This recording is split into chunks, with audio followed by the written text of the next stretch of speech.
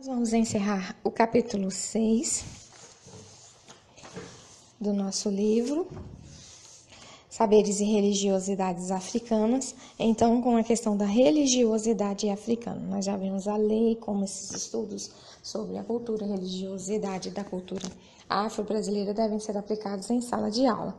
Então, no encerramento, nós veremos, então, na questão da religiosidade, nós vamos ver as diversas práticas que é a cultura iorubá e banto, o mundo material e o mundo invisível, o culto às divindades locais, relação de troca entre os antepassados e os familiares vivos, estímulo a boas ações, a punição às más ações, chegada dos europeus, as atividades missionárias europeias, a desestruturação das religiões locais. O mundo material e o mundo invisível. A diversidade cultural não se fez presente apenas na manipulação do ferro.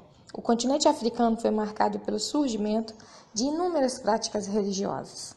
Povos de cultura iorubá e banto criaram práticas religiosas variadas e atribuíram importância às relações entre o mundo material e o invisível.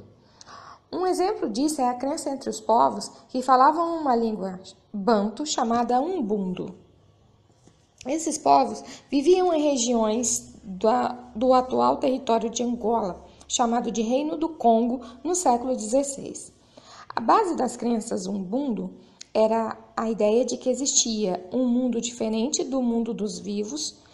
Esse outro mundo era ocupado por 3 tipos de seres: os deuses, entidades antigas, os espíritos dos familiares mortos recentemente e espíritos inferiores que não tinham ligações com as famílias. Esses espíritos inferiores eram invocados para a fabricação de amuletos com o objetivo de ameaçar os vivos.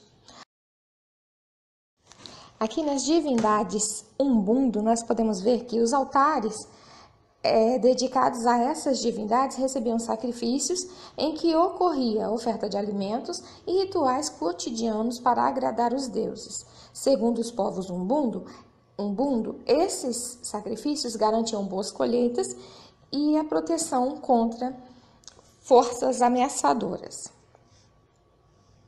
A crença umbundo baseava-se na existência de uma relação de troca entre os antepassados e os familiares vivos.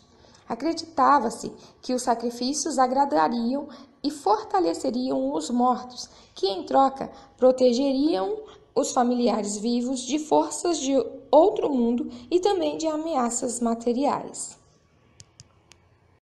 Nós podemos ver que essa crença na existência de um mundo invisível tinha consequências importantes na vida cotidiana e era utilizada para criar um sistema de orientação do comportamento. Para os povos umbundo, era importante praticar boas ações e evitar atos malignos ou que pudessem prejudicar outros indivíduos.